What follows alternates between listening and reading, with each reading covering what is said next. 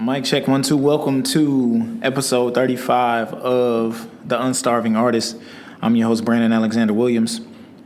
Today we want to talk about open mic etiquette, things to do, do's and don'ts before the open mic, during the open mic, and after the open mic. And also we're going to kind of like just not just narrow it down, but we're going to include all performances all together. So here's like some do's and don'ts before the performance, during the performance, and after the performance. And these are things that, that I found to be helpful for me, and that have worked out for me in a great way.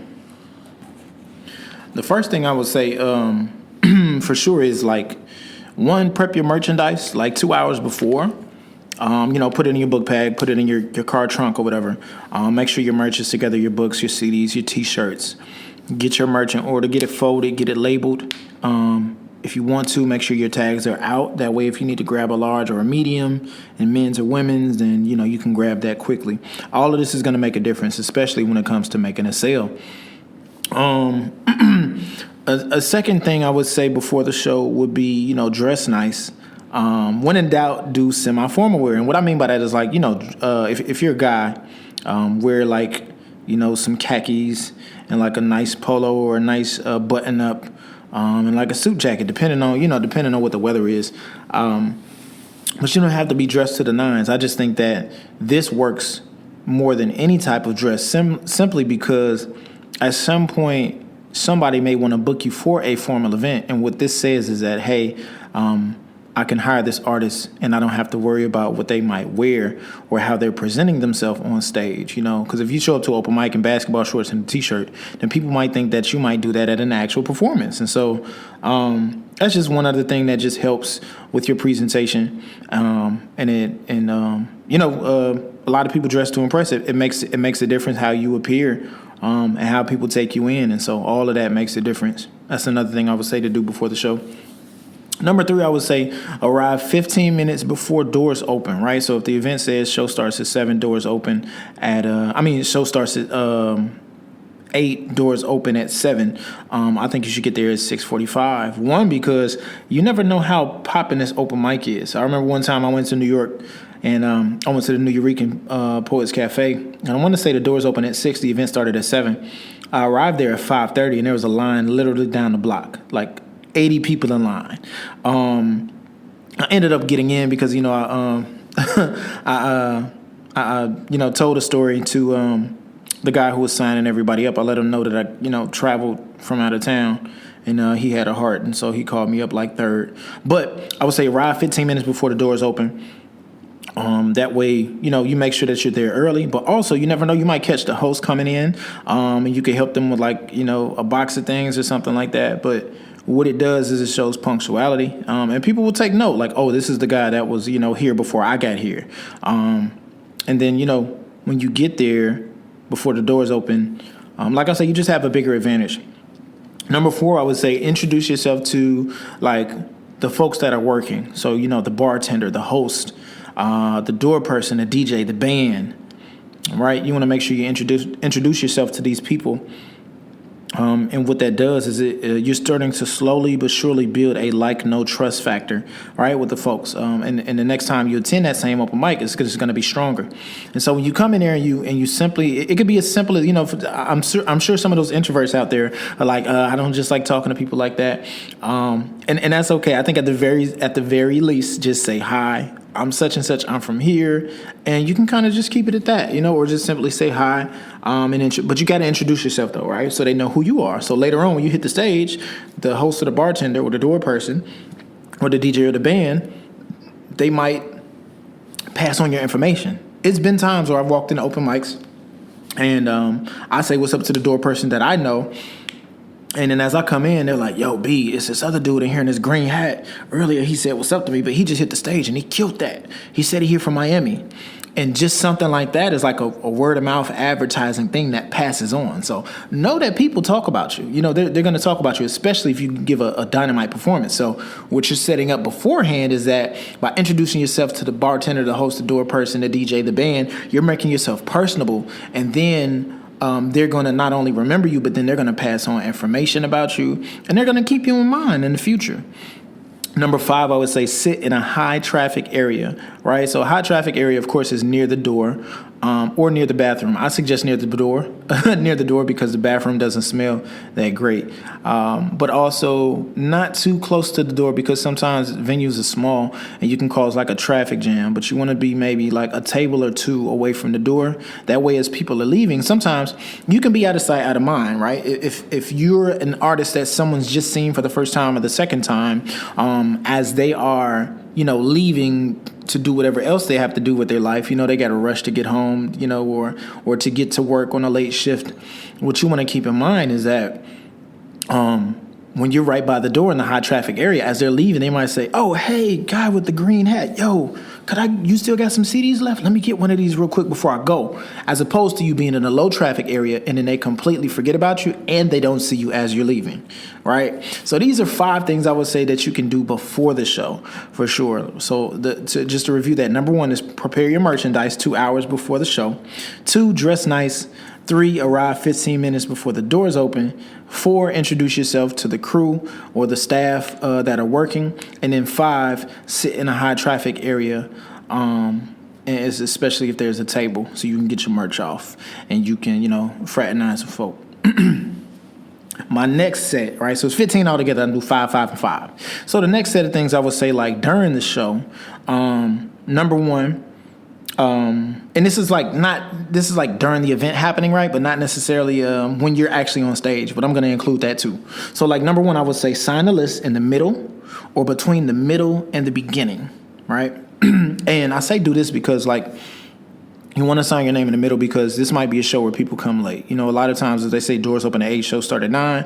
A lot of customers or folks who just want to see the show, they'll come at like 9:15, right? And so if you sign up in the middle or between the beginning and the middle, you get folks who came there early, right? 9 times out of 10, if people come there early, then they wanted to see the whole show. They're going to enjoy the show.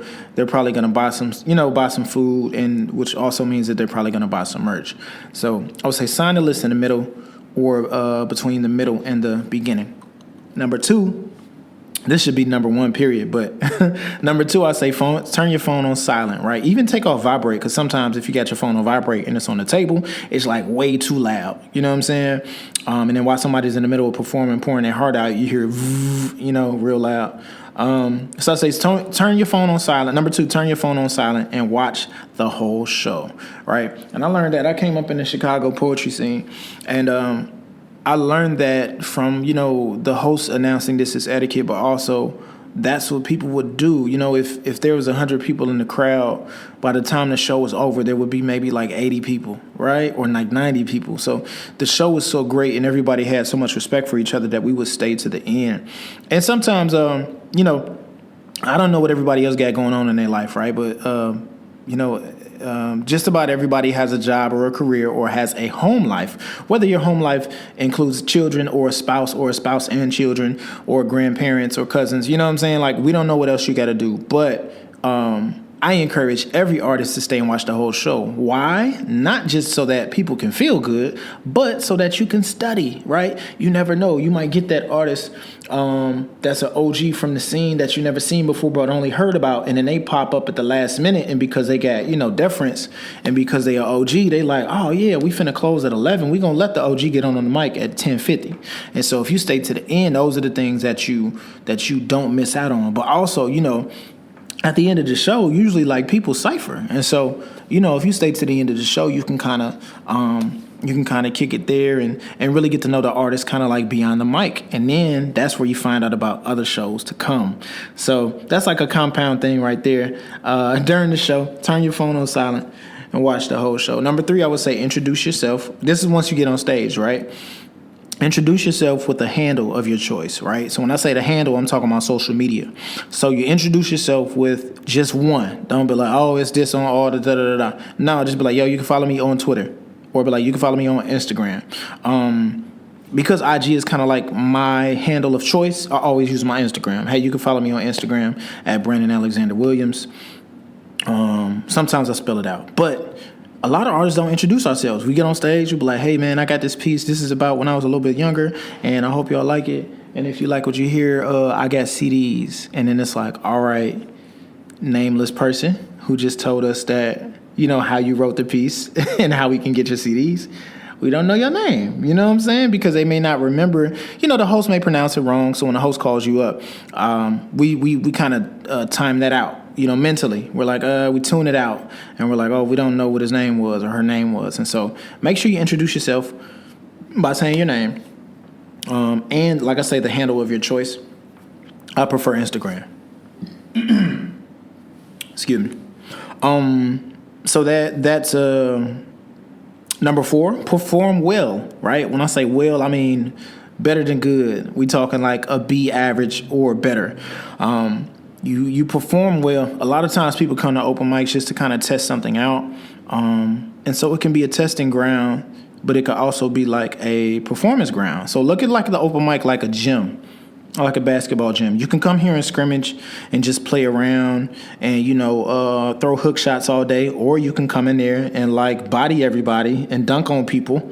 And what will happen is that your performance will be noted. You know what I'm saying? It'll be noted. And if you perform well, it'll be noted that, hey, Shorty was in there killing. Homie was in there serving. Like, yo, this is crazy. They was acting like this was the NBA, And you get that in the gym sometimes. You get people who just play around, is just trying to get a workout. And then you get some people who are just like, yo, I'm trying to get to the NBA. And so I'm going to play every game seriously. And so I encourage artists to perform well and perform seriously as if it is that. Because once again, as I said earlier, there's going to be folks in the audience who you can laterally network with and vertically network with that might book you literally from your performance from an open mic. I've had it happen several times over. I've had people approach me, hey, I work at this university. Can you come do that poem that you did? But if I performed it whack, they probably wouldn't approach me. You know what I'm saying? So number 4 is perform well. 5, promote your handle again. That's after you perform, right? Promote your handle again with one piece of merch. Once again, if it's open mic, man, you get 3 to 5 minutes. So if you do your poem, if you introduce yourself, do your poem, and then say what your name is and your handle again, that's like, let's say 30 seconds before the performance and 30 seconds after the performance. When you really think about it, 30 seconds is very long, right? Let me show you how long 30 seconds is. 1, 2, 3, 4, 5. Right, I'm not going to count all the way up, right? But understand that 30 seconds is a long time. So if you say, hey guys, how y'all doing? If y'all feel good, say cool. Cool. All right. Hey, my name is Brandon Alexander Williams. My Instagram is Brandon Alexander Williams. You feel me? I'm finna do this piece and get out y'all face. If that's cool, say cool. Yeah. All right, boom. That wasn't even 30 seconds, right? So do that. Get in, get out. Then I spit my piece. Boom, boom, boom. Let's say my piece 3 minutes. Boom, 3 minutes is done. They clapping. Thank you. I appreciate you guys. My name is Brandon Alexander Williams. Don't forget, follow me on Instagram at Brandon Alexander Williams. And then also, man, I got these shirts right here in the back. These shirts say happily ever during. And I got books as well. Peace. I'm gone. You feel me? So, boom, I got my 30-second grace period before. I did my 3 minutes of poems, my 30 seconds after. I only took away 4 minutes of the show. Now I'm back at my, you know what I'm saying? I'm back at my table. I'm watching the show. And I'm getting my sales off. You feel me? And so 5, I would say promote your handle again. Oh, yeah, this is what I was saying. Promote your handle one more time and then one piece of merchandise. So at the end, you got to say your name again, what your handle is, and one piece of merch, whatever one that you're selling the most, right? That would be the one that you want to do. And so also during the show, I'm going to throw this in. It's going to be a 6th one. When you've already performed and you're back at your table, you want to keep your table talk to a minimum or not at all. Once again, the advantage of being by a high traffic area like the door is that there's natural door noise. You know what I'm saying? Like if somebody's coming in from outside and they're finishing a phone call or something like that. So people don't think of you being that rude if they hear like noise by your table. But sometimes that high traffic area isn't always open. So I say, just out of respect for the show, and out of respect for you being able to study the other artists and the hosts and the other performers, keep your table talk to a minimum. So if somebody wants to buy a piece of merch from you, what I do is I'll get up and kind of walk further away from the stage, or I'll step outside and be like, hey, let's step outside real quick. Let me, tell you about this because, the person trying to talk to you, they don't care about their volume. They finna leave, I've had that happen several times before. I just get off the stage. Somebody else got to perform and somebody like, hey, man, how much them shirts again? And I'm like, yeah, the shirts are 20. And they're like, 20? All right, bet. And I'm like, And I'm just kind of like in between a rock and a hard place because everybody looking at me and they know I'm making a sale, but it's like, hey, somebody's on the mic. You feel me? Whether it's the host or the next artist, it's just kind of, it comes off rude. And so I always want to show respect for the space. So whenever I get a chance, if somebody's being like too loud, I might even shush them. I won't be like, shh, but I'll kind of like put my finger to my nose and mouth and be like, hold on real quick, and then I'll start to whisper. And then they'll kind of take the cue. They'll take the social cue and be like, oh, yeah, my bad. Yeah, let me get a shirt real quick. Ooh, out the bell. But like I said, I won't necessarily like and sometimes I've sacrificed the sale because I didn't want to talk loud, during the open mic. And so you'll kind of fill out when you need to do that. That won't be every single customer. But if you offer to go outside, be like, hey, let's step outside real quick. 9 times out of 10, they'll follow your lead. They won't be like, no, I'm gonna stay in here and buy my shirt. They'll get the idea that, hey, you're trying to stay away from, ruining the show, and speaking too much while that's going on. So the next thing.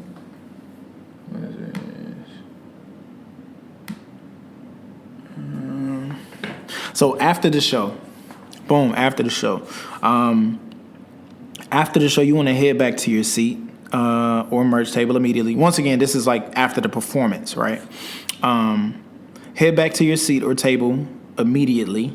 All right. So as soon as you get off stage, go back. You might, sometimes you do so well, you got people trying to stop you on the walk back to the table, shake your hand and everything. Yo, that's dope. You could dap them up and all that, but I think you should rush to your table. Because then any conversations that happen can happen by your merchandise and people can purchase. This will increase the likelihood of people buying your things. If you're on your way back to the table and you stop midway and have a conversation with somebody and catching up with them, one, you might have people waiting for you at your merch table and you didn't miss those sales. Or two, once again, you're being rude for the rest of the performance. So it's important that you head to your merch table immediately. And that goes for any paid gig or open mic, right? Especially if you're the headliner. As soon as you're done, you better beeline to that merch table. Excuse me. You got to beeline to that merch table because there's going to be some people that are ready to go. And so if you're there, you can kind of get those sales of people who are trying to rush early. Number 2. After the show, I would say receive compliments. That's big, right? A lot of times as artists, we deflect, right? Somebody's like, yo, man, you was dope. You killed that. And then you be like, nah, man, you the one. Or you be like, nah, man, I'm all right. No, receive those compliments. All right, that's love. You change somebody. You move them with your performance. And so it's important that you receive the love that they're giving you. All right, so number 2 is receive compliments and respond with thanks. Want to buy blank, right? So what I do is, yo, man, you was dope. Once again, we're at my merch table when this conversation is happening because number 1 said head straight back to your seat or your merch table. So boom, receive compliments and respond with a sale pitch. And the sale pitch isn't going to seem salesy. It's going to seem like you're on the same subject. So boom, yo, man, you was dope, man. You really killed that. Thanks, bro. I appreciate that. Want to get a book? It puts them in the, in the scope of a sale right then and there. The position, there you go. It puts you in position to sell a piece of merchandise right then and there. Now, I'm a fan of psychology, and so I understand that by saying that, it's like playing chess. It's kind of like telling the other person, hey, you just said I was dope. Why don't you put your money where your mouth is? But you didn't say that, right? Because that's a rude thing to say. You just simply said, thank you, man. I appreciate that. You want to get a book? Do you want to get a book? Do you want to buy a book, right? What that did is said, hey, do you, and really what it means is like, hey, if you like my performance so much, why don't you get this so you can take it home with you? Or why don't you do this to help support me, right? That's the message that it kind of gives off. It's a neutral message. But 9 times out of 10, I get a sale off of that. It's very rarely where somebody's like, I get paid tomorrow. I don't really have it right now. Where can I get it online? And usually my reply to that is like, well, online is $5 more plus shipping and handling. But here's where you can get it online. Then they might say, all right, cool, I'm just ordered online. Or they'll be like, you know what, I'm going to get it now since it's cheaper. And I'm getting a discount for being here. And that goes more into like just the sales tactic. Number 3, approach artists that you enjoyed and compliment them. So like you're gonna see other artists that hit the mic, whether they're a singer, a poet, a rapper, or just a band member. You know, when you notice that, man, it's important that you let them know, yo, you killed that, bro. Like, yo, you was fire. Like, especially if they were. There's always a few artists that move me at an open mic or do things that I've never seen before. And so if I'm really excited, I'm going to go spread that love to them. Because you never know what they're dealing with, man. They might be leaving the open mic to head back home to a tumultuous household, you feel me, or something. And so it's important that we spread that love and keep that good energy flowing. A lot of people use art for therapy. And so if they just up there getting therapeutic and you let them know, like, yo, the way you did that was dope, that they'll appreciate that. And like I say, it adds positive energy to the atmosphere. So yeah, tell them you enjoy them and compliment them. Number 4, after the show, network with those same folks, right? With the host, the DJ, the band, the venue owner, right? So you want to network laterally and vertically. Remember, lateral networking is about folks who are usually the hirees at a show, right? Like another performer like yourself, a host, a band, a DJ, right? And then vertical, you want to do some vertical networking. So like, boom, if you know who the venue owner is or the manager of the spot, you want to make sure you network with them so that you can introduce yourself and they know who you are.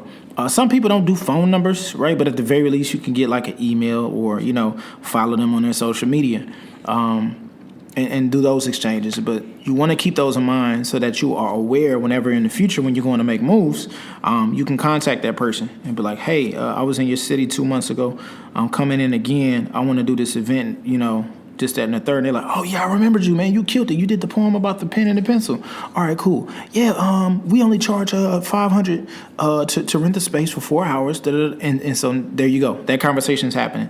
Then it's no more. And really what this does, y'all, is like it deletes the idea of cold calling, right? There's little to no more cold calling going on because you're building a rapport slowly but surely with these folks. So when I say network with, simply introduce yourself again, and ask them, hey, could I have your email? For the host, could I, and then another thing is like exchanging emails. The second thing would be asking them, hey, do you host any other shows? The DJ, hey, do you play any other shows? The band, hey, do you know any other open mics or just shows where they do performances like this? And then you want to write those down. You know what I'm saying? And that's going to be big. That was big for me. After the show, staying to the after the show, ciphering with folks, asking artists and, the hosts and different folks like, hey, what else happens? Oh, well, on Mondays, they got open mic Mondays with K-Love out in Hammond, Indiana. And then on Tuesdays, they got, not only do they got the Negro League Cafe, but they also got Inclusive on the West Side. You know what I'm saying? And so those are the type of things that was kind of like a green book roadmap that I used to write them down, and I would show up to see how they was. And sometimes open mics was super busting and cracking, and sometimes it was just like, it's just like 6 people attend the open mic. Nonetheless, I went to them all. You feel me? And then, of course, once you go to open mics and you see recurring faces, then you approach them. They're like, oh, you're a person kind of like me. You go to other spots, and they're going to have all the information. So here's a tip, actually. Look, Google the name Kevin Sandblum. Kevin Sandblum, guitarist, singer, producer. Met him while I was in my travels. Really, really phenomenal performer. And anytime I would ask a poet and they didn't know about a market, they would always say, man, you got to ask Kev. Kev is going to let you know what's up. Because not only does Kevin frequent like music open mics, but he started crossing over into the spoken word open mic scene. And he was an anomaly because a lot of us don't sing and play guitar. We just kind of spit these bars. You feel me? And so we welcomed him in a lot. And so if you just follow his journey or see where he's playing, I would challenge you to hit up some of those same venues or just, reach out to him and tell him I sent you. Be like, hey, Brandon Williams said that you were a great reference point.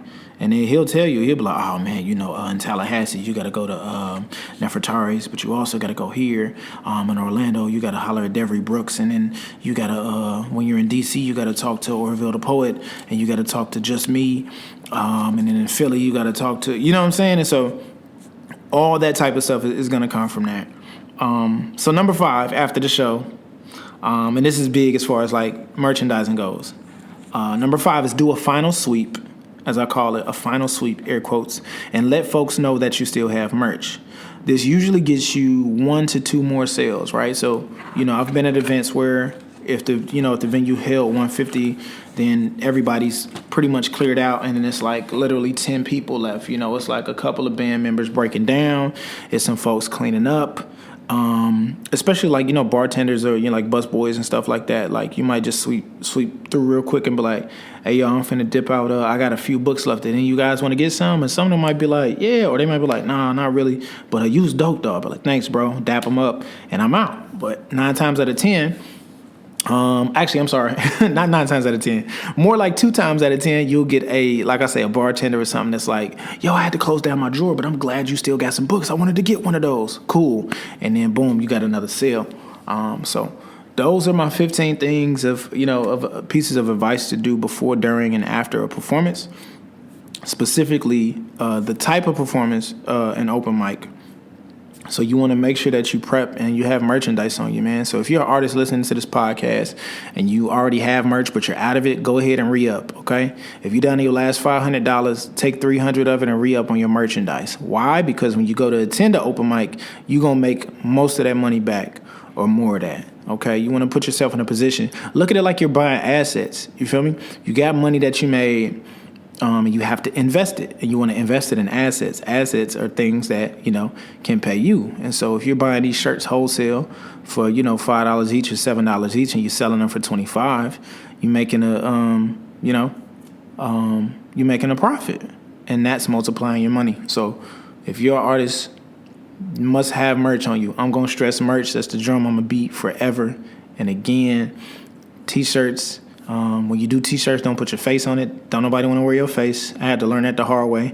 The first piece of merchandise I got was my logo, and I didn't sell a lot of those. But when I sold a t-shirt with a quote from one of my songs on it, that's my highest selling shirt. And that's the Sally Mae shirt, the shirt that says, I paid for school to get a job, just to get a job so I could pay for school. Why? Because people want to share ideas and they want to represent your ideas, but they don't want to represent your face. So if you got merchandise with your face on it, just save it and give it away. But like I say, your words can grow legs and travel faster, and will travel faster, and people will buy it and pay top notch for that. So the top 3 pieces of merch, I would say, number one would be a book, man. I used to say CDs, but the times have changed. And so since everybody doesn't have a CD player in their car and everybody listens to music digitally, I think artists should transition to books. So if you have an album that has 10 tracks on it, take the lyrics from those 10 tracks, put them in a booklet. Or let's say you got 3 albums, right? 3 mixtapes. Take all those, combine them, put them in a book. And then on each page, put a QR code that takes you to the song that matches those lyrics. That way there's an interactive thing, right? 1, they bought the book, and 2, when they scan the code, they're going to go to the streaming site and stream your music. So now you're making money, residual mechanical royalties off of your streaming, but then you're also making money cash in hand from them buying the book right then and there. And then they have a physical thing from you that they can hold on to, they can read. It's interactive, and it's a great piece of merchandise to keep on to, man. And so I think a lot of artists should transition to that, and I can help you guys with that. I actually have a free self-publishing class up right now. I'm sorry. I have a discounted self-publishing class that's available right now on my. If you hit the link in my bio, hit my link tree. But and so the number 2 piece of merch I would say is a t-shirt. Really plain t-shirt, black t-shirt, right? I say black over white because if you get a white t-shirt sweaty, when you go to clean it, it's never the same. But with black, you can't really tell as much. And, some people feel differently about other colors. So I would say black and white. Listen, black shirt, white ink. And I say put a quote on there, all right? Use a quote that is a punchline from a line of your poem. That line that you say and then the audience goes crazy, put that part, just that part on a t-shirt. Don't put your name, just put that quote. You know that's your quote. You feel me? Or put your name if you want to. You feel me? But it's important that you get some merchandise made and that it's uniquely made from your intellectual property, things that you wrote and you thought out. So, excuse me. Number one would be the book. Number 2 would be a T-shirt, and then number 3 would be you can get creative from there. But I would say, I don't know, maybe like a coffee mug or something that you sell digitally but not on your person. Different types of art if you make art. But yeah, man, merchandise is important. Don't hit any show, whether paid or not, without merchandise. It's times where I've hit an open mic and I've sold $600 worth of books and shirts. This is not cap. I posted something on my Instagram the other day. There are times where I have, for the month of April, I maybe had 15 shows, but then for the other dates, I found the cities between those, and I literally hopped city from city, performing open mic to open mic. And then when I ran out of merchandise or I got low on it, I ordered the merchandise, but I had it sent to a local P.O. box or to a friend's address or a frat brother's address, so that as I was traveling on the road, the merchandise met me there. So I was still able to kind of re-up and still keep getting my sales off. But when I reflected on that month of, let me pull it up. When I reflected on that month of April in 2017, I did, let me see, what did I do?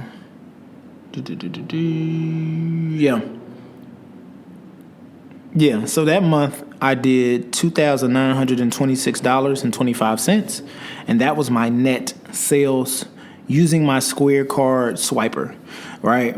So that was my credit card swiper. Only, we're not counting when I did cash sales hand to hand. We're not counting when I sold things using PayPal or Zelle or Venmo or any other music service. And so I want you guys to keep in mind that like that's real. That's almost like, when you think about it, it's almost like $100 a day for the month of April. Excuse me, because 30 days have September, April, June, and November. Yep, April. Yeah. And so, yeah, it says there was 99 transactions. Once again, that was just credit card. And so for that year, altogether in merchandise, I did 9,615 with a total of 342 transactions. And so when I was able to look at these numbers, man, it really showed me, it really made it real for me, like, yo, how much merchandise has benefited me, how beneficial it is to artistry. And so don't slack on that merch. It's a big blind spot. I want you to know it's a $2,926 blind spot, or it's a $9,000 blind spot. Understand that you can use $9,000 more a year from selling your merchandise. And so if you don't sell it, you're missing out on that money that you could be claiming. And really, if you want to get into the nitty gritty of like the cost of goods, let's say that 9,000 comes to 7,000. It's still $7,000. Who can't use $7,000? You know, I ain't too proud, for $7,000. And so the merch sales get crazy out here in these streets, man. And so I think that as artists, I know that you are doing yourself a gross disservice if you're not selling merchandise at a show. I used to sell buttons and stuff, but that was always like in addition to the other merch that I had, right? Don't be afraid to sell high-end merchandise. If you got a painting, sell that painting for $100, sell it for $50, or, sell it for $100 and give a discount. And that way, people are more motivated to buy it. But the good thing is that when you sell high-end things, you don't have to make as many sales, So merch. I'm going to beat that drum forever. Make sure that you get your merchandise sales off, man. And don't sleep on that. And so these have been, and so as you're traveling, keep in mind, keep track of those receipts. Anytime you get gas, anytime you catch a flight, you catch an Uber, you want to tally all it up, because when tax season comes, you get to write that off. That's a business expense. And you don't have to have an LLC in order to write off your business expense. That just makes it more professional. So keep all that in mind, man. You get to write off anything that was an expense as far as you, as a sole proprietor,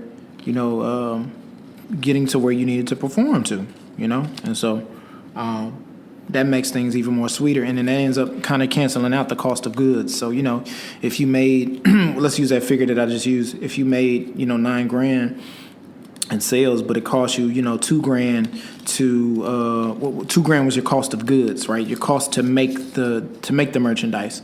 And so now you're back netting at 7, right? Because 9 minus 2 is 7. So now you're back at $7,000 when you start to write off your flights and your hotel and your ground travel, right? A lot of times we forget ground travel, artists. So if you booking something, make sure you add that in there. Don't just put travel and lodging. Be like, all right, I need flight, hotel, and ground travel, nigga. Give me $100 stipend or something. Give me $100 Uber gift certificate or something like that, and that way I can get to and from where I need to get to. So once you start to write those things off, we know travel throughout the year can be crazy, because any flight is gonna be minimum $150. At max, it's gonna be like $400. And if we're talking about round trip travel, forget about it. Travel alone is probably gonna be like $3-4 grand. So that's gonna cancel out your cost of goods, so to speak, when it comes to writing that stuff off, man. So that's a whole nother conversation. I highly suggest that you talk to a tax professional about that. My tax professional, shout out to Jason Thornton. If you guys are on YouTube, he got a channel called Pocket Watching with JT. That's the guy that does my stuff. And he's very thorough. He's a licensed tax advisor. I keep saying a lot. It's all right. It's the first episode. That's pretty much it, man. I'm going to end the episode here. I'm going to try to keep these at like 30 minutes or so. If you have any questions or comments, man, feel free to, send me an email at moderndaygriot86@gmail.com, or just, hit me on my Instagram. But this has been episode 35 of the Unstarving Artist. My goal is to help artists live their life comfortably, one rhyme at a time, and showing you guys how to monetize your gifts in more way than one. I'm your host, Brandon Alexander Williams. Peace. To keep updated on the podcast and other classes that I offer, make sure you go to linktree.com/moderndayGriot. That's Modern Day Griot. MODERNDAYGRIOT. You can also text artist to 404-585-7325. That's my business line, okay? Do not call that number. You can text it, okay? Text only.